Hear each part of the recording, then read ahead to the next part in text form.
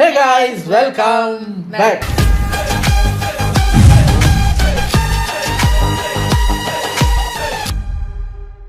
இன்னைக்கு நம்ம என்ன பார்க்க போறோம் அப்படின்னா, டெய்லி ஒரு பொலிட்டிக்கல் வீடியோ நம்ம பார்ப்போம்னு சொல்லியிருந்தோம்ல.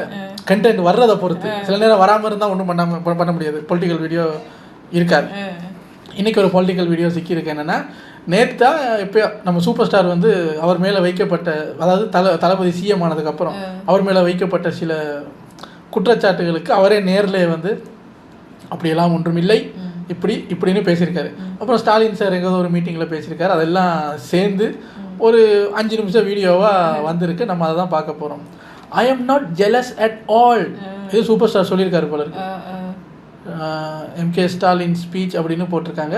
நிறையா பேர் நேற்று சூப்பர் ஸ்டாரை பேசுனதை போட்டு அவரை போட்டு அடிச்சுக்கிட்டு இருந்தாங்க. என்னென்ன அவர் சொல்லியிருக்காரு போல், விஜய்க்கு வாழ்த்துக்கள், இப்போ விஜய்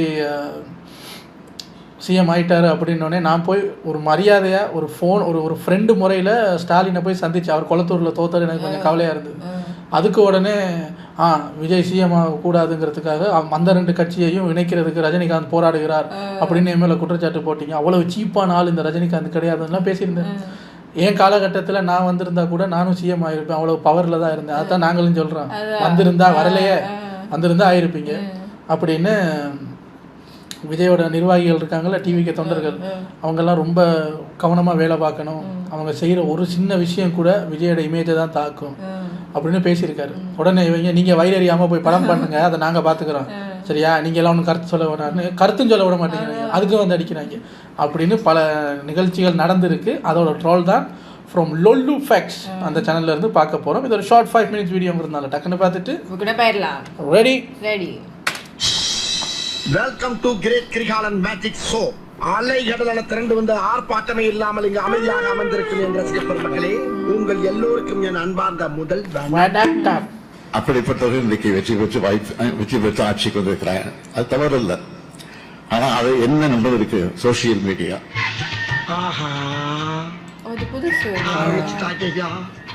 சோசியல் மீடியா இன்ஸ்டாகிராம் சொல்லக்கூடிய அதை பயன்படுத்தி ரொம்ப சுலபமாக அப்போ இப்போ அதாவது இப்போ ஜெயிச்சிட்டாரு, நம்ம எதிர்கட்சியாக என்ன செய்யலாம், மக்களோட பிரச்சனை எப்படி பேசலாங்கிறத யோசிக்கிறத விட்டுட்டு எப்படி ஜெயிச்சாரு தெரியுமா, ஜெயிக்கட்டும் ஓகே, அவர் எப்படி ஜெயிச்சாரு தெரியுமா, இன்ஸ்டாகிராமை வச்சு ஜெயிச்சாரு. அப்போ எங்களுக்கு ஓட்டு போட முடியாது. ஐயா ஒன்று சொல்லட்டுமா, அதுவும் ஒரு ஸ்ட்ராட்டஜி தானே. ஓட்டுக்கு காசு கொடுக்குற மாதிரி இன்ஸ்டாகிராமுக்கு காசு கொடுத்து இது பண்ணுற மாதிரி அதுவும் ஒரு ஸ்ட்ராட்டஜியாக வச்சுக்கலாம்ல. இதில் இன்னொன்று என்ன தெரியுமா, சோஷியல் மீடியா அதை வச்சு தான் அவங்க ஜெயிச்சாங்கன்னு சொல்ல முடியாது. நீங்களும் அதை தான் பண்ணியிருக்கீங்க.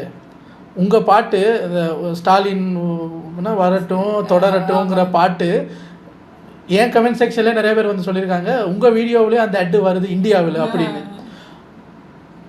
ஒரு சில மீம் சேனல்ஸ்லாம் எலெக்ஷன் முடிஞ்சதுக்கப்புறம் அப்பா இப்போ அந்த பாட்டு கேட்க தேவையில்ல அப்படின்னு சொல்கிற அளவுக்கு ரிப்பீட்டில் போட்டு அடிச்சிருக்கீங்க அந்த பாட்டை யூடியூப் அட்டில். அப்போ அதுவும் ஒரு விதமான சோஷியல் மீடியா கேம்பெயின் தானே, தனியாக ஒதுக்குறீங்க.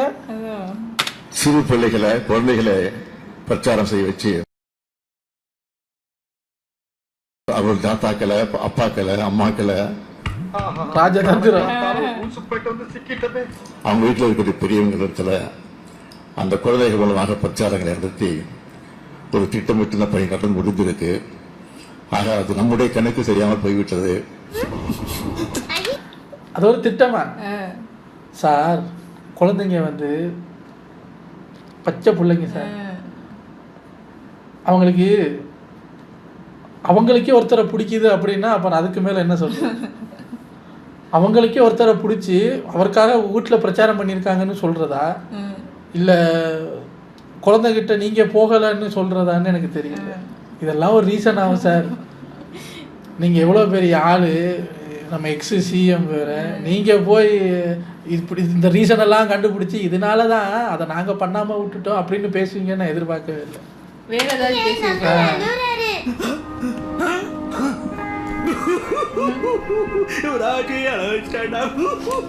இந்த 10 நாட்கள்லயே மக்கள், பல பெண்கள், இளைஞர்கள், ஜென்சி கிட்ஸ்கள் இந்த ஆட்சியுடைய உண்மையான முகத்தை ஏற்கனவே உணர ஆரம்பிச்சுட்டாங்க. யாருங்க அது? அங்கேயே அதான் சொல்றீங்க, இங்கேயே அதான் சொல்றீங்க. யாரும் கண்டுக்காதீங்க வேணா. நாள் ஆக ஆக நிச்சயம் இந்த ஆட்சியாளர்களை நிறைய தானாகவே எக்ஸ்போஸ் ஆவாங்க. ஐயோ நீங்க ரொம்ப டேஞ்சர் போல்த. போக போக இன்னும் பலருக்கு பல உண்மைகள் தெரிய வரும். நீங்க ஏன் சார் இவ்வளவு டார்ச்சர் பண்றீங்க? முத்தமிழ் கலைஞர் அவர்கள் சொன்ன ஒரு உதாரணத்தை இங்க நான் குறிப்பிட விரும்புறேன். தாயின் பாதுகாப்புல இருக்கக்கூடிய ஒரு குழந்தை கிளுகிழப்பு ஆட்டி விளையாட்டு காமிக்கிற ஒரு ஆளை பார்த்து நிச்சயம் மயங்கும். இப்ப யாரு தாய், யார பாதுகாப்புல யார் இருந்தது, இப்ப யாரு கிளிகளை பாட்டி கூட்டு போனது? இவங்க தாயா? ஐயா ஆனா அந்த எக்ஸாம்பிள் எல்லாம் சூப்பரா பிடிக்கிறீங்க. எலெக்ஷனுக்கு முன்னாடி ஒன்று சொன்னீங்கல்ல, நம்ம ஊர்ல தாஜ்மஹால் வந்திருக்கு வாங்கடா பாப்போம்னு எல்லாரும் ஓட தான் செய்வாங்க. எக்ஸிபிஷன் முடிஞ்சதுக்கு அப்புறம் தான் தெரியும் அதெல்லாம் வெறும் அட்டை அப்படின்னு. இப்போ பார்த்தா அந்த அட்டை தாஜ்மஹால் வந்து ஜிஎம் ஆயிருச்சு. இப்போ பார்க்குறாங்க, ஆஹா இதுக்கு இப்போ வேற ஏதாவது எக்ஸாம்பிள் யோசி யோசி யோசி எக்ஸாம்பிள் யோசி. ஆஹா தாயின் பாதுகாப்பில் இருக்கும் குழந்தைகளை கிளுகிழுப்பை காட்டி கூட்டி போய் விட்டீர்கள். குழந்தைகள் விளையாடலாம் ஆனா பசித்தால் தாய் கிட்ட தான் வரணும். அதானே அப்படித்தானே முடிக்க போறீங்க? ஆனா நல்லா ஃபன்னா இருக்குங்க. தாயிட்ட இருந்து தாவி அந்த கிளுகிழப்பு ஆட்டுறவங்க கிட்ட போய் கொஞ்ச நேரம் போய் உட்கார்ந்துக்கும். அந்த குழந்தை கிளுகிழப்ப காட்டுறவங்க கிட்ட நிரந்தரமா எழுதுறது. கொஞ்ச நேரத்துக்கு பிறகு அதுக்கு உண்மையான பாசம்னா என்னன்னு தெரியும். தாயோட முகத்தை நிச்சயம் தேடி பார்க்கும். ஐயா இது மாதிரி ரீசன், இது மாதிரி கதைகள், குட்டி கதைகள் ரீசன் சொல்லணும்னா நம்மளும் சொல்லலாம், நாங்களும் சொல்லலாம். ரொம்ப நாளாக அம்மான்னு நினச்சி ஒருத்தங்க கிட்ட நம்ம வளர்ந்துக்கிட்டு இருப்போம். நமக்கு ஒரு வயசு வந்தோடனே தான் தெரியும் அது நம்ம பெத்த அம்மா இல்லை வளர்ப்பு அம்மா, இல்லைன்னா நம்ம ஆஸ்பத்திரியிலே நம்மளை மாற்றி வச்சுட்டாங்கங்கிறது தெரியும். அதுக்கப்புறம் ஒரிஜினல் அம்மாவை தேடி போய் பார்த்தா ஒரிஜினல் அம்மா அங்கே இருக்காங்க. அப்போ அவங்கள இப்போ தான் புதுசாக பாசம் பண்ணுற மாதிரி வளர்த்ததுக்கு, இவ்வளோ நாள் வளர்த்ததுக்கு நன்றின்னு இவங்களுக்கு சொல்லிவிட்டு அம்மா கிட்டே இனி வளருவாங்கன்னு நாங்களும் நிறையா படக்கதை வச்சுருக்காங்க. சொல்லணும்னா வாங்க கதைக்கு கதை போட்டி போடுவான். என்கிட்ட 50 கதை இருக்குது. சிச்சுவேஷனுக்கு ஏற்ற மாதிரி நானும் மாற்றி மாற்றி சொல்லுவேன்.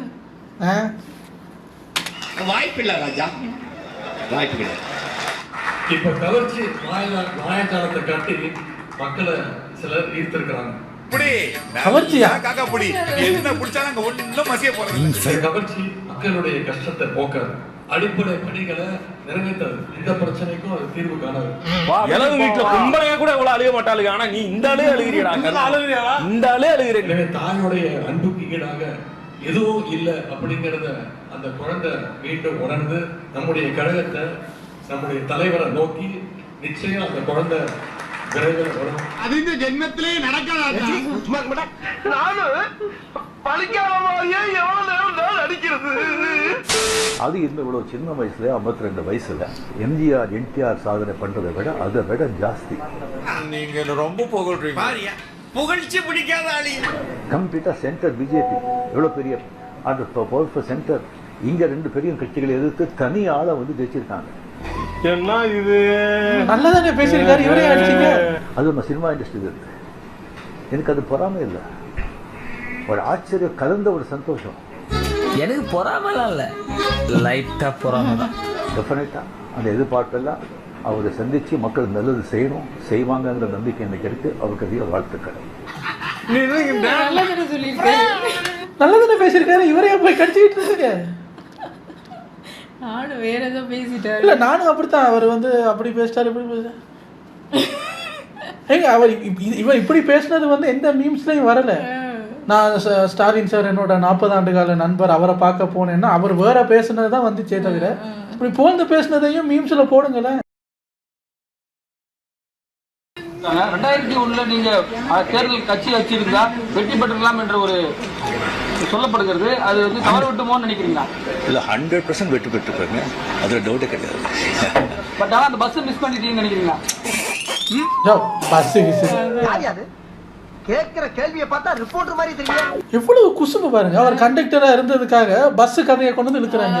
அந்த பஸ்ஸை மிஸ் பண்ணிட்டோமே நினைக்கிறீங்களா? ஒருவேளை கமலஹாசன் ஏதாவது முதலமைச்சர் தான் எனக்கு பொறாமை வந்திருக்குமோ என்னமோ தெரியாது. நான் செவனே தானா போய்க்கிருந்தேன். யாரு வம்பு தும்புக்காச்சும் போனா ஏங்க இவ்வளோ ஓப்பனா வெள்ளந்தியா ஒருத்தர் பேசியிருக்காரு அவரை பாருங்க. இந்த இடத்துல வந்து எனக்கு பொறாமை இல்லைன்ட்டாரு. ஆனாலும் கமல்ஹாசன் சிஎம்மா இருந்தால் ஒருவேளை பொறாமை பட்டிருப்பணும். இப்போ ஏஜ் கேட்டகரியில் எனக்கு என் க்ளோஸ் ஃப்ரெண்டு ஆயிருந்தா பட்டிருப்பணும்னு அப்புறம் கேஷுவலாக தானே பேசியிருக்காரு. அதுக்காக போய் அந்த கடி கடிக்கிறீங்க? ஐயோ தெரியல. இப்போ போய் இவர் என்ன ஃபுல்லாக பேசி வச்சிருக்காரு அப்படிங்கிறத பார்க்கணும். எனக்கு பொறாமலாம் இல்லைன்னு இல்லை உனக்கு பொறாம தான் அப்படின்னா அவர் சொல்லாததான் சொன்னாருங்கிற மாதிரி திணிக்கிறாங்களே. ஆனால் மொத்த வீடியோவில் எனக்கு பிடிச்சது அந்த அம்மா கதை, கிளியிழுப்பு கதை தான். இன்னும் என்னென்ன கதை கொண்டு வர போகிறாங்கன்னு தெரியல. ஏன்னா அசம்பிளியில் மனசாடுற மாதிரி பேசிட்டு வெளிநடப்பு பண்ணியாச்சு. இப்போ வெளியே வந்தும் இன்னும் மனசு ஆறலை. அது ஆடுற வரைக்கும் மாறி மாறி அது இன்ஸ்டாகிராமில் குழந்தைகளை வச்சு வின் பண்ணிட்டாங்க சார், என்ன சார் அப்படிங்கிற மாதிரி. இங்கே பக்கம் அது அம்மா கிளுகிழுப்பு அது திருப்பி வரேன் அப்படின்னு இன்னுமே மனசு ஆறலை. 10-15 நாள் ஆக போகுது, இன்னும் மனசு ஆறலைன்னா இன்னும் என்னென்ன கதைகள் ரெடி பண்ணுவாங்கன்னு பார்க்க ஆசையாக இருக்குது. ஆனால் அரசியல் களமுன்னா இப்படி தாங்க இருக்குன்னு டெய்லி கண்டென்ட் தான் போங்க. நைஸ். உங்களை அடுத்த வீடியோவில் வந்து சந்திக்கிறேன். பாய்.